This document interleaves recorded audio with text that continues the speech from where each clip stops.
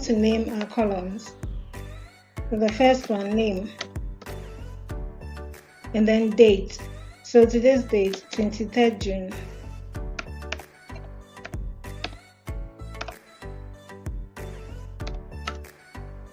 Now you don't need to input the date for every cell. So you click on the first date. Look at the lower right hand side of the rectangle. You see a small square over there.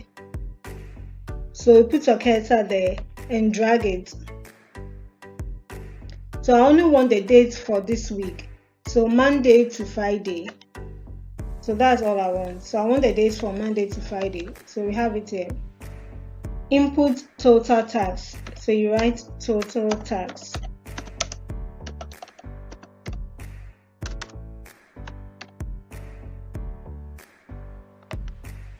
Then you input the names of your employees or the names you want to write. So with the date, you input the number. Okay, the number of tasks each one has been assigned. Okay, so for Monday, Ellis has been assigned 2 tasks. So you input 2. Linda has been assigned 2. You input 2. And Jonah has been assigned 5 tasks. So you input 5. So the number of tasks each individual has been assigned, you put it over there. So we want to calculate the number of tasks each individual has in total. Okay, you want to know how much tasks they have in total for this week. So we input a formula. So in the first cell, which is cell G2 under total tasks, is equal to, so this is the formula, is equal to sum, all in capital letters, into bracket B2. We got the B2 from here. So the first person is Ellis, and the first date is Monday, 23rd June 2025. So the first date is B2. The cell is B2. Okay. So it's equal to sum into brackets B2, and then you put the colon over there. F2. Okay, then you close the bracket. So it's to calculate from Monday to Friday. The tasks Ellis has in total from Monday to Friday. You press enter, and then Ellis has 10. So as you can see, it has calculated it for you. So in total, Ellis has 10 tasks to complete for this week. You don't need to input the formula in each cell to calculate the rest. So just click on the 10, click on the number, and then look at the lower right hand side. You see a small square over there. Put your cursor on the square and then drag it down. Drag it down to the last name of on your list. So I've dragged it down to the last name on my list, and it has calculated the tasks for every individual for me. Okay, so now we are going to apply conditional formatting. So each number has a color. Okay, so you select all the numbers you've written under the date. I'm going to select them. So from B2 all the way down to F12. So you highlight it.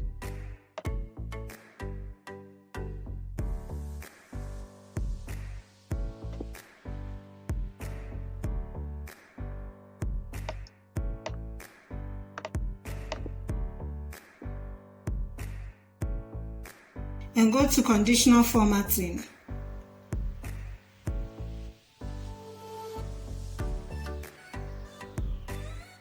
Click on conditional formatting, and then go to color scales.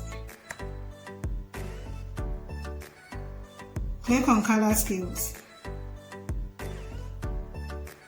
Then you can choose the one you want, but I'm going to choose the second one. So I have red, yellow, green. Okay, so red, yellow, green color scale, that's the second one. So I've clicked on it. Okay, so this is what you get. Okay, so what it simply means is that red signifies, overloaded, yellow is moderate, and green is less busy. Okay, so if it's highlighted green, like on Monday, it has been highlighted green for Ellis. So meaning Ellis is less busy on Monday. Linda is also green, so that means Linda is less busy on Monday. Jonah has 5 tasks and it's red, meaning Jonah is overloaded. Jonah is loaded with tasks. So do not assign him anymore because he's already loaded with tasks. It's red. Okay, now let's look at Sarah. Sarah's own is yellow, so Sarah is moderate. Okay. So red signifies the person is loaded with tasks. Green signifies that they're less busy, and yellow is moderate. So now go to total tasks. Where we have total tasks. And click on conditional formatting. First, you have to highlight the cells. So from G2 all the way to G12. Or you can just click on the cell. It will highlight everything for you. Okay. So after you highlight the cell in total tasks, all the cell in total tasks, go to conditional formatting again, where you have conditional formatting. So remember, home, where the home tab is, you see conditional formatting over there. Click on conditional formatting. Click on new rule. And then a dialog box will open. Okay. Now in the dialog box, select use a formula to determine which cells to format. And then you input your formula. So this is the formula. It's equal to G2 is equal to max into brackets $, G $, so $, G $2. And then you put the colon over there. And another $, G $12. Okay, then you close your bracket. Okay, G2 is the first cell in your selection. It's the first cell under total tasks, G2. And then G12 is the last cell under total tasks. So you look at where it starts and ends for you. Okay, so after you input the formula, click on format.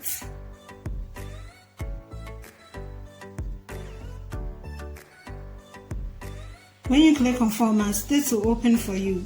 Where they've written font style, click on bold. And then go down to color. So color, you can choose any color you want. You can choose red, pink, any color. So I'm going to go with blue.